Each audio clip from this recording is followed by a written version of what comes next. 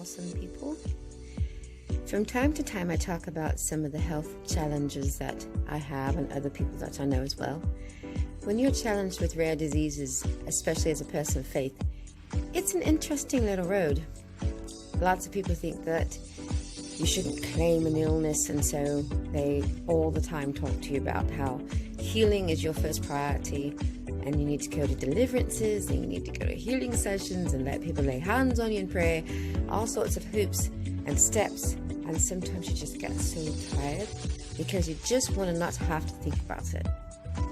As a person diagnosed with 4 rare medical conditions, technically 5 or 6, but let's just say 4 for now, I understand the struggle and the challenge it can be sometimes when you just want to live and not talk about it all the time, or it's something that affects every day of your life. So, I'll talk about what affected me today.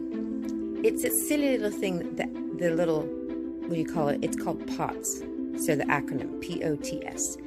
But it stands for Post-Orthostatic Tachycardia Syndrome. Now, the reason I have this is because I also have a defective collagen gene, and that connective tissue disorder is called Ehlers Danlos.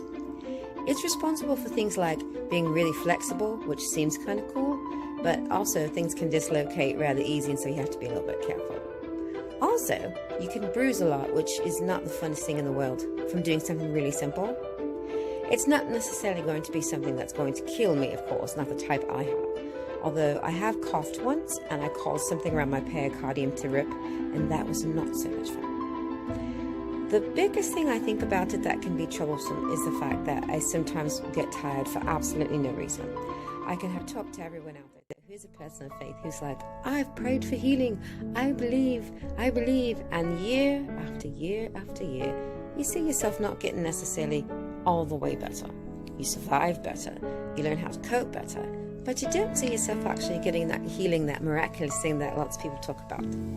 So what I like to talk about with people is, how do you survive regardless of that? How do you survive as a person of faith, or not just a person, just a human being? How do you survive when you're diagnosed with a chronic illness and you just want to have life be, not talking about it all the time or worrying about it?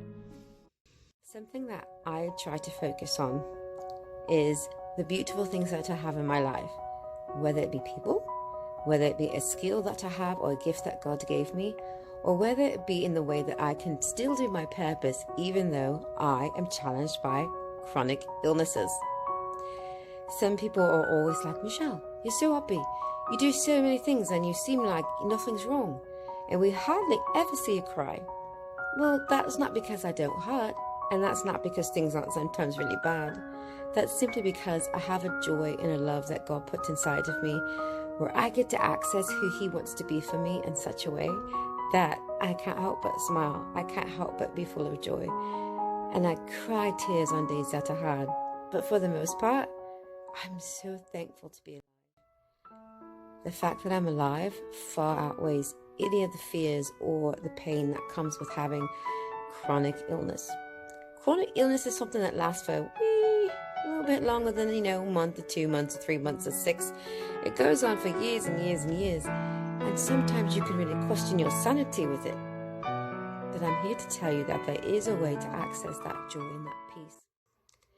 One of the ways that I do that is I focus on things that are positive. I find things that I love or interests that I have, and even for the times when I'm kind of stuck in bed for half of a day, I try to get myself to delve into those. If I'm having a particularly terrible day, I still make myself get up and play the piano at least once a day. That music, after I'm playing for a minute, seems to soothe all that's wrong, and I can do a whole lot better. It's not an easy path when you're diagnosed with a chronic illness, but it is a path that you can walk. And I promise, although it seems like it's really hard and you cry tears that many times people don't see at all, you are not alone. So from my heart to yours, I pray you a great, great moment. I hope that you find some peace, and I hope that you know that you will be all right. Love, love, love. Michelle.